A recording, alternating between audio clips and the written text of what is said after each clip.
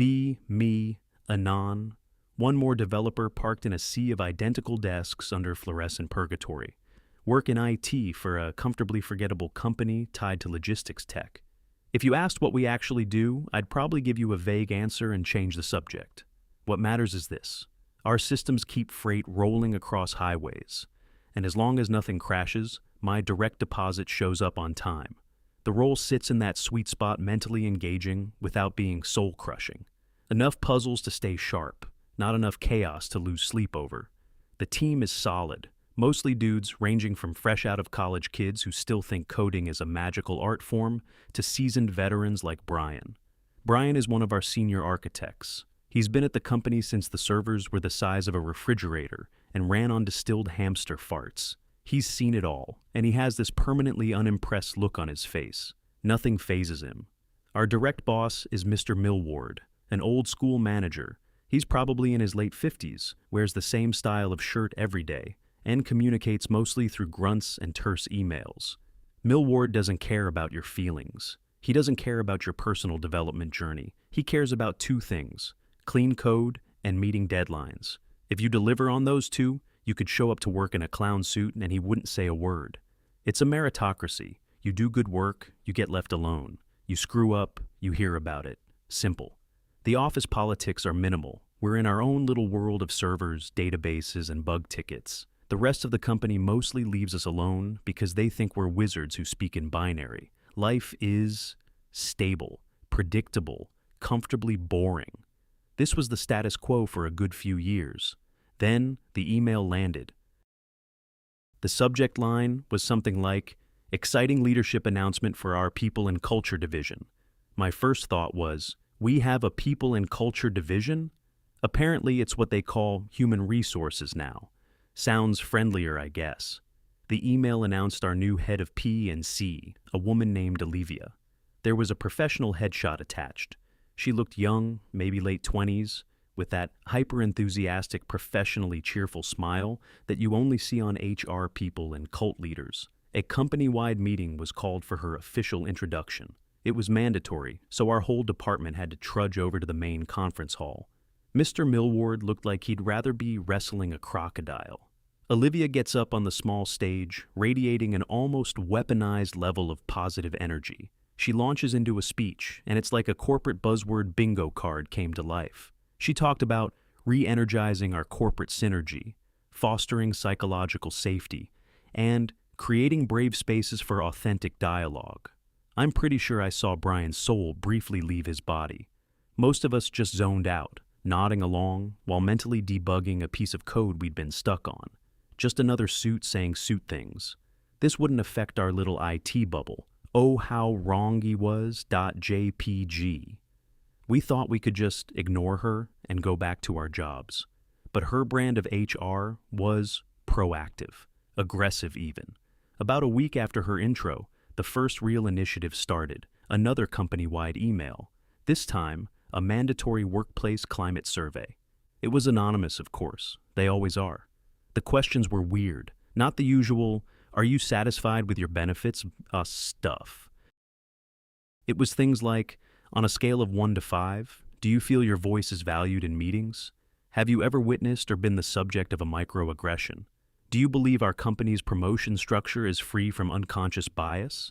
Does leadership foster an environment where patriarchal norms are challenged? I'm looking at this stuff, and I don't even know how to answer. What's a patriarchal norm in the context of server maintenance? Do the servers have a gender? Should I ask them their pronouns? Most of us just clicked through it, giving neutral answers to get it over with, so we could get back to work. It was a mistake. We were feeding the beast without even knowing it. A couple of weeks go by. We forget about the survey. Then, another mandatory all-hands meeting is called. The title of the presentation is Our Path Forward, Analyzing and Actioning Our Climate Survey Results. Olivia is back on stage, but this time she has charts and graphs. She starts by saying how brave everyone was for their honesty in the survey. Then she drops the bomb. The data, she explains, shows a clear and troubling trend. There's a pervasive culture of systemic toxicity and a significant issue with unaddressed toxic masculinity, primarily concentrated in the male-dominated departments. She doesn't name our department specifically, but she keeps talking about technical divisions and legacy teams. Everyone knew who she was talking about. All eyes were on us. She puts up a word cloud that was supposedly generated from the written comments. The biggest words are dismissive, intimidating, boys club, and arrogant. I look around at my team. We're just a bunch of quiet nerds. The most intimidating guy we have is probably Brian, and that's only because he can kill a man with a single disappointed sigh. There were no specifics, no actual incidents mentioned. Just vague, sweeping accusations based on her analysis of an anonymous survey we all clicked through in 5 minutes. It felt like a setup, a foregone conclusion. She came in looking for a problem, and if she couldn't find one, she'd invent it. The guys on my team were simmering.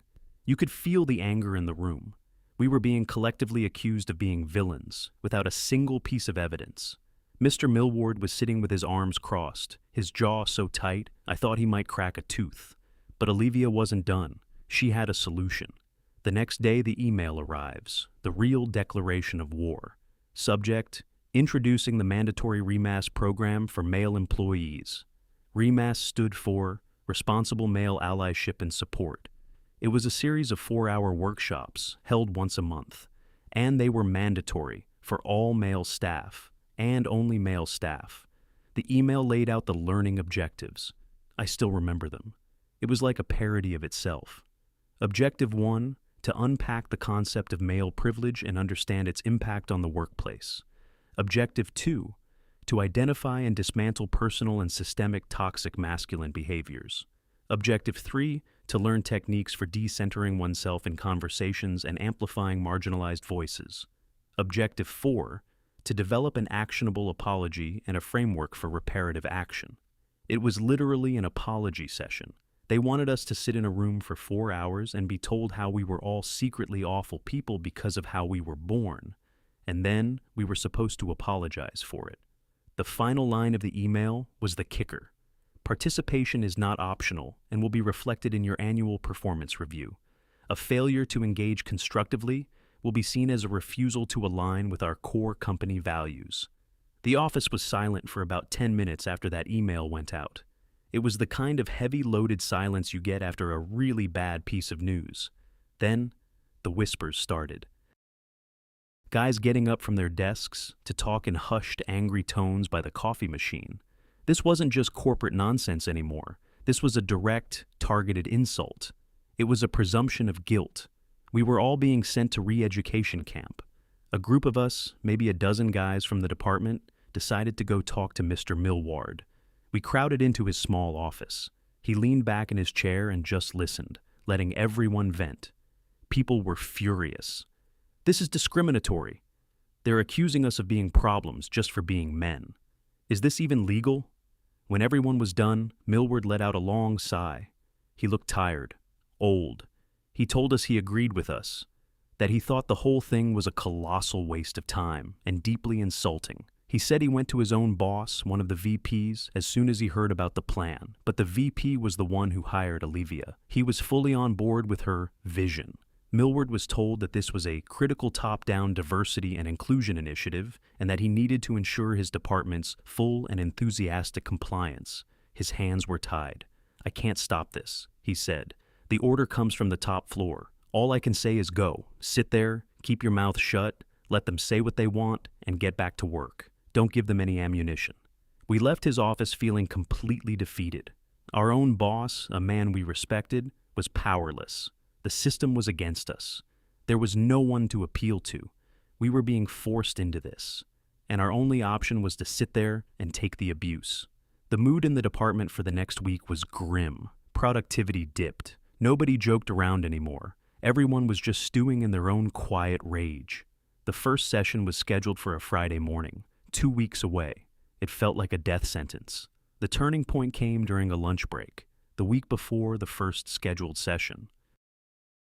A bunch of us were sitting in the cafeteria, listlessly pushing food around our plates. The conversation was the same it had been for days. How ridiculous the situation was. How unfair. Some of the younger guys were planning to fight back during the session. They were going to use logic and reason. They were preparing arguments, citing statistics, ready to debate Olivia on her own turf. That's when Brian, who had been quietly eating his sandwich and listening, finally spoke up.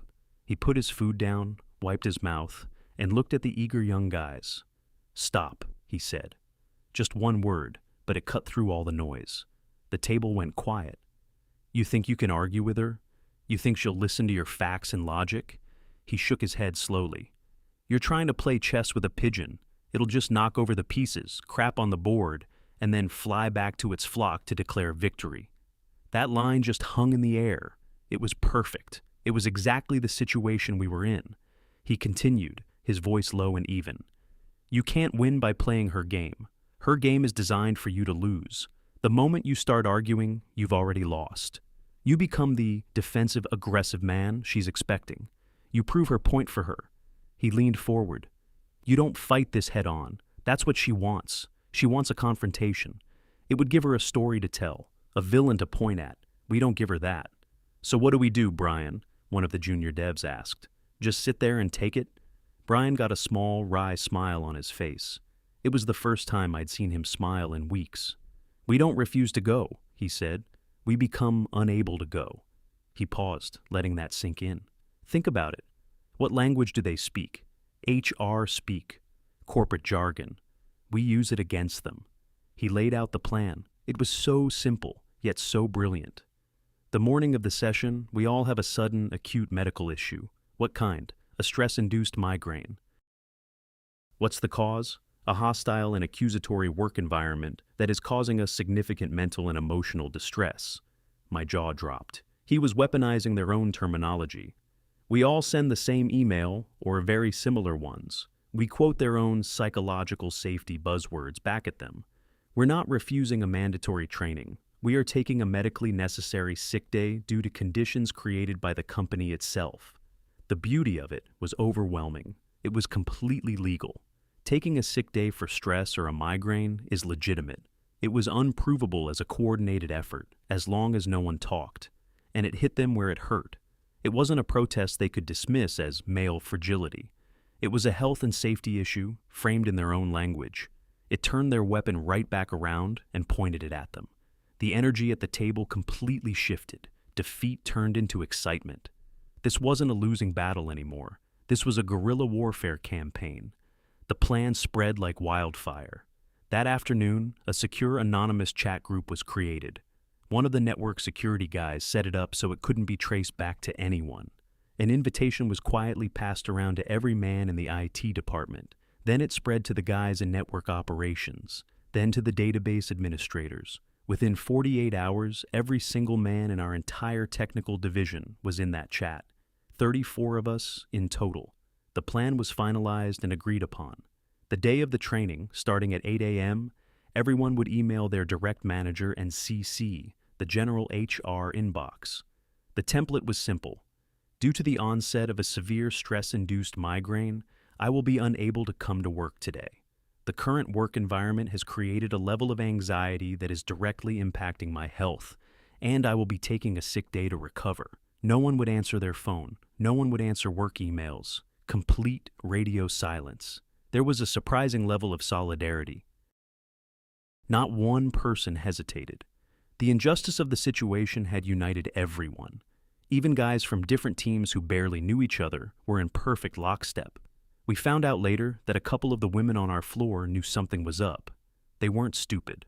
One of them, a project manager who had her own run-ins with Olivia's incompetence, just gave me a small nod and a wink one afternoon. No words exchanged, but the message was clear. Good luck.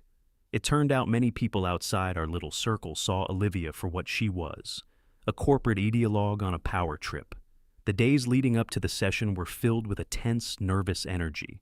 It felt like the night before a huge critical product launch, a mix of fear and adrenaline. What if it failed? What if someone panicked and confessed? We could all be fired, but what was the alternative? To sit in that room and be humiliated?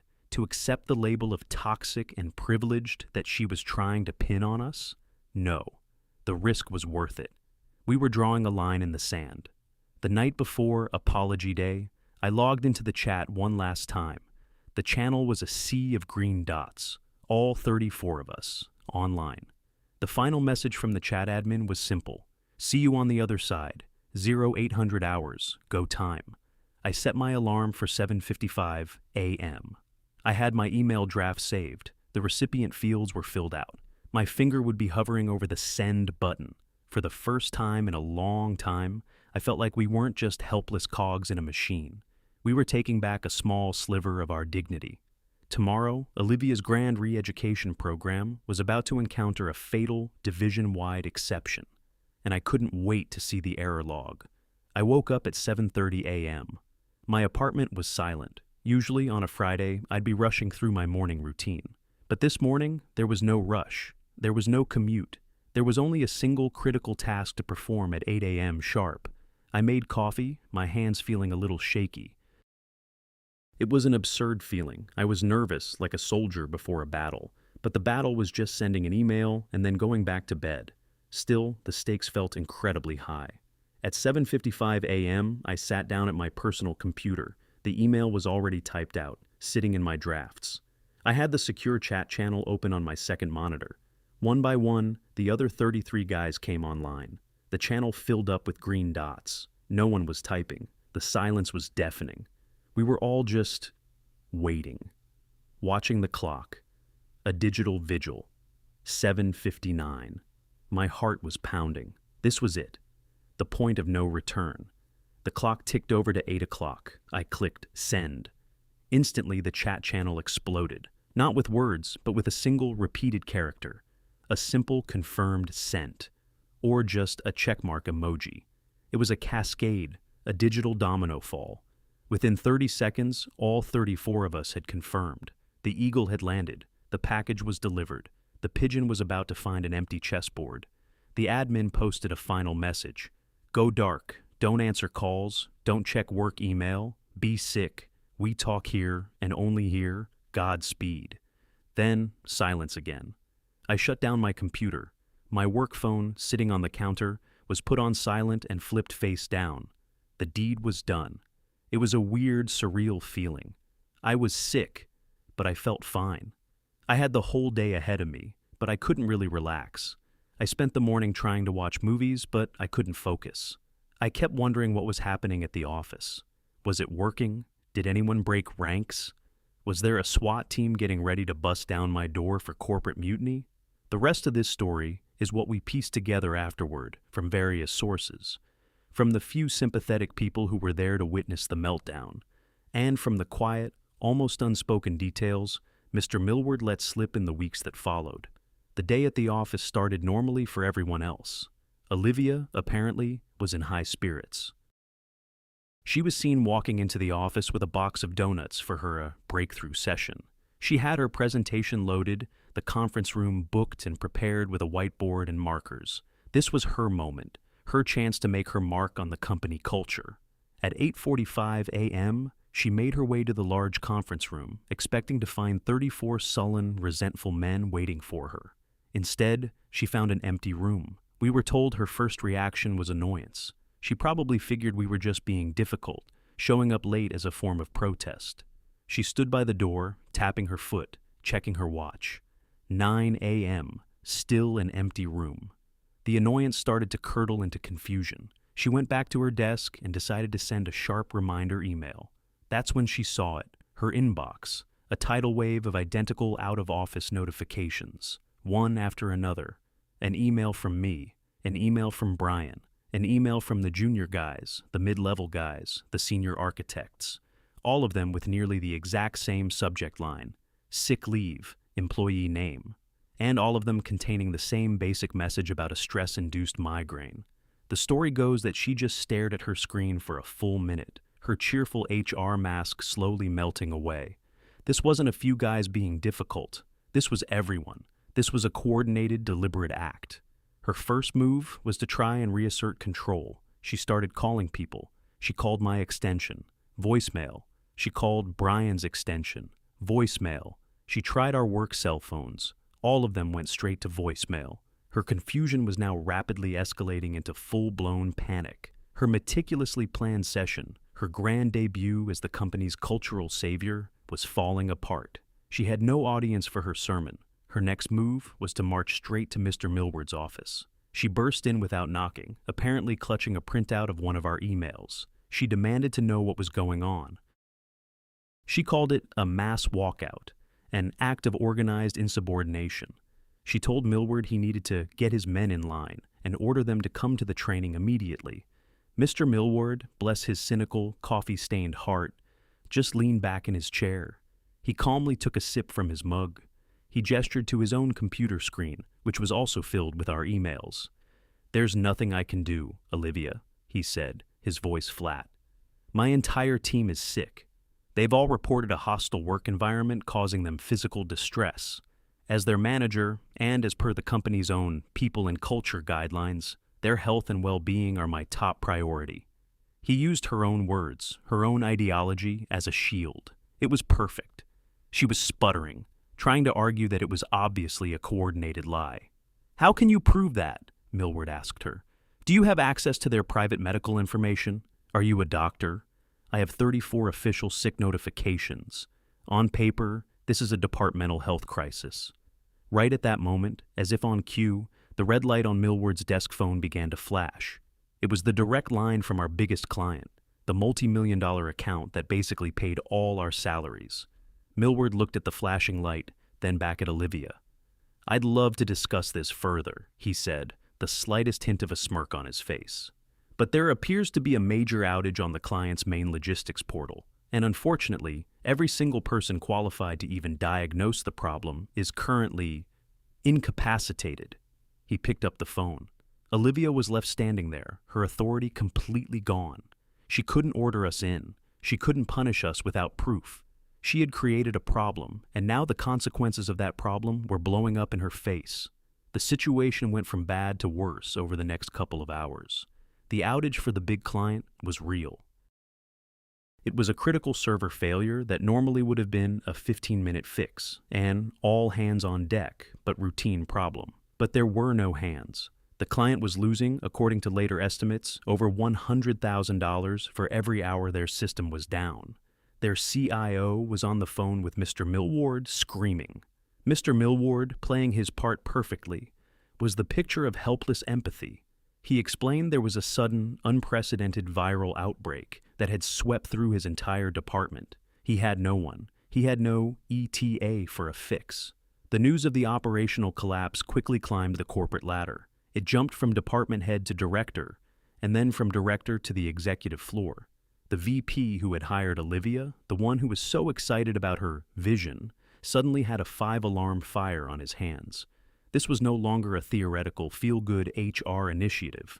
This was a business catastrophe, a real-time financial hemorrhage. Around 11:30 a.m., an emergency meeting was called in the main executive boardroom. The attendees, the VP, a very flustered Olivia, and a stoic, unflappable Mr. Millward. What happened in that room became a legendary story in our department.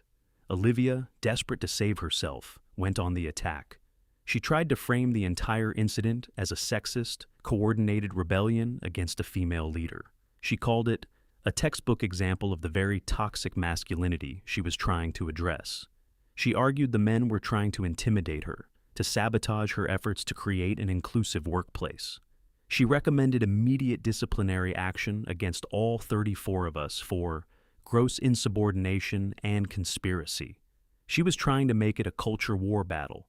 The VP wasn't interested in a culture war. He was a businessman watching his balance sheet burn. He let her finish her tirade.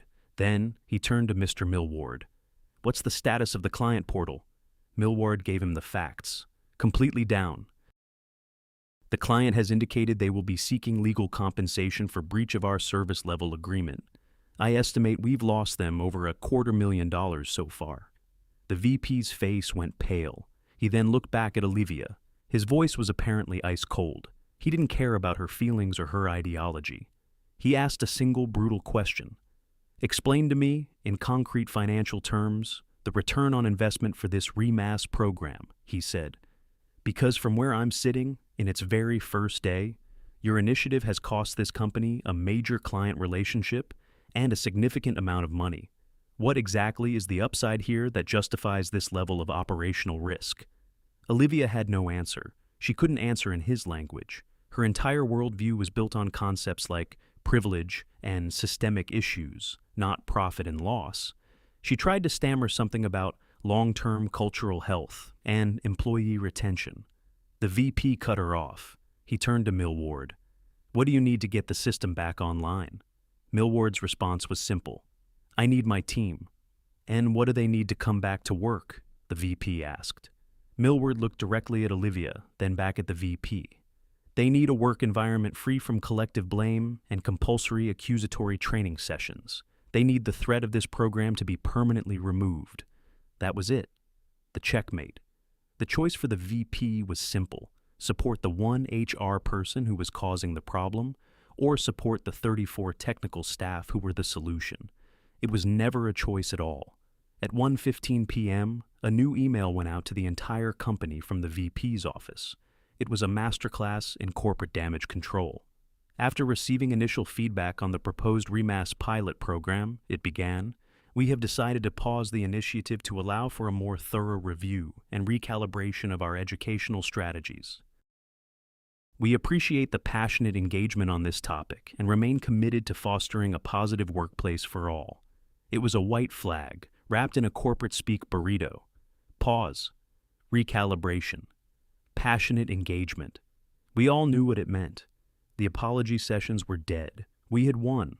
In our secure chat, someone posted a link to the email. The channel was silent for a moment, and then it was just a flood of victory gifs and relief messages. We had done it. We held the line, and the line had held us. The fallout for Olivia was swift and brutal. She wasn't fired. That would have been too clean, and it might have opened the company up to a lawsuit. Instead, she was subjected to a fate far worse in the corporate world, a public neutering. Her title was changed. She was no longer the head of people and culture. She was given a new, meaningless title, something like Director of Administrative Process and Documentation. Her duties were stripped away. She was taken off all high-level strategy. Her big projects were indefinitely postponed. Her new job, effectively, was to oversee things like the company's vacation day policy and ensure that payroll forms were filled out correctly. She was shuffled off to a small office in a forgotten corner of the building. She became a non-person, a ghost haunting the HR department. Her power, her authority, her entire reason for being at the company had been surgically removed. Every time we saw her in the hallway after that, she would just stare at the floor, her face pale. The weaponized cheerfulness was gone, replaced by a permanent look of bitter defeat. The public humiliation was complete. The next day, a Monday, all 34 of us returned to work. We walked into the office as a group. The floor was silent. Everyone was watching us, our non-IT colleagues. They all knew what had happened. We didn't say a word. We just went to our desks, logged in, and started working on the massive backlog of tickets that had piled up. Mr. Millward held a brief team meeting. He stood at the front of the room, looking out at all of us. He didn't smile. He didn't congratulate us. He just took a sip of his coffee and said, "Glad to see everyone is feeling better. The client is furious. We have a lot of work to do. Get to it." But as he turned to walk back to his office, he caught my eye, and he gave a single, almost imperceptible nod. It was all the acknowledgement we needed. It was a nod that said, "You took a huge risk. You broke the rules the smart way. You stood up for yourselves, and you won. Now, let's never speak of this again." The team was never the same after that. It was better. There was a new sense of camaraderie, of unspoken respect. We had faced a common enemy and come out the other side, united and victorious. We had been pushed into a corner, accused and condemned without trial. We had been told that our very identity as men was a problem to be fixed. We couldn't fight it with arguments. We couldn't fight it with anger. So we fought it with silence, with unity, with a single coordinated sick day that brought a multi-million-dollar company to its knees. We never wanted a war. We just wanted to be left alone to do our jobs. And in the end, that's exactly what we got.